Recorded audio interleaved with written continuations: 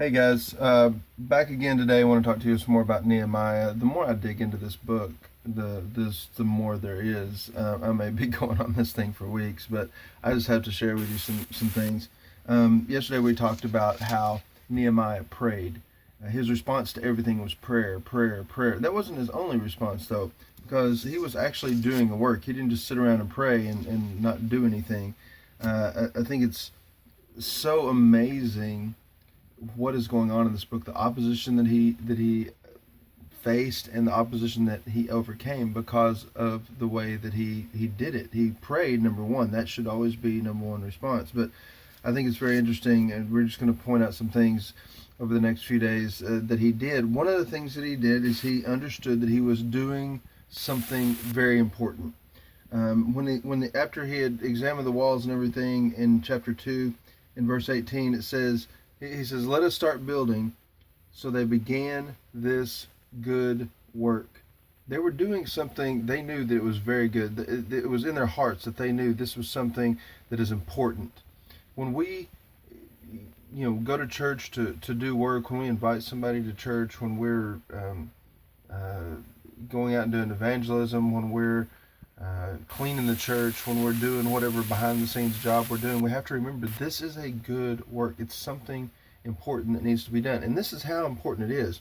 In chapter 6, their enemies, they were trying to distract them. And that's what we need to be very careful of, not getting distracted from the work that God has given us to do. There's so many things that we could be involved in. There's so many things that could take up our time. Just going to Walmart can take up hours of our time. Just sitting and surfing Facebook can take up hours of our time. But we're involved in a good work, and we need to be very careful not to get distracted, because that's what Nehemiah's enemies were doing.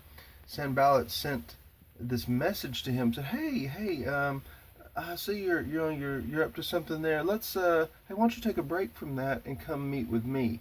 And that's always how distractions work. That's always how the enemy works. He wants to steal, kill, destroy our time and our opportunities to do God's work. And this is Nehemiah's response when he said, "Hey, just take a break from your work and come down and meet with me." He said, "I am carrying on a great project and cannot come down. Why should the work stop while I leave and go down to you?" Don't be distracted. Don't be distracted by people that just want to eat up your time. Don't be distracted by addictions. Don't be distracted by busy work. Don't be distracted by what's even something that seems good. Maybe it's something that even is good. Don't be distracted from the great work to do something that's good. Let's focus on the great work. Let's let that be first. There are a lot of good things that we can be involved in as well, but we need to make sure that they don't distract us from the work. And as a matter of fact, it says in chapter 4 that they not only, we already said they prayed, but they prepared. They prepared to not be distracted from the work. Here's what it says that they did. It says that in verses 17 and 18, it says, because their enemies were constantly threatening them to attack, they were like, "No, we're not gonna stop this work. We're not gonna stop this work." So what they did is they would go out every morning. It says those who carried materials, these people that are doing the work, they did their work with one hand and held a weapon in the other. And each of the builders wore a sword at his side as he worked. That's in chapter 4, verses 17 and 18. Every morning when they headed out, they strapped on a sword. Are we strapping on a sword every morning when we go out? If we're not in God's Word every morning, strapping on the sword of His Word and carrying that with us every morning, the enemy's going to be able to distract us. The enemy's going to come against us. The enemy's going to attack.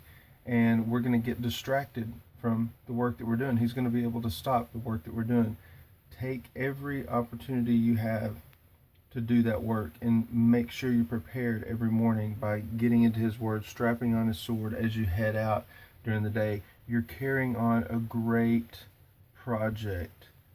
Do not let the enemy, don't come down, don't meet with it, don't even take any time to meet with him. You don't get distracted from the work that God has given us to do. There's no greater work in the world than kingdom work. No matter what it is that we're doing, we need to make sure that kingdom work is our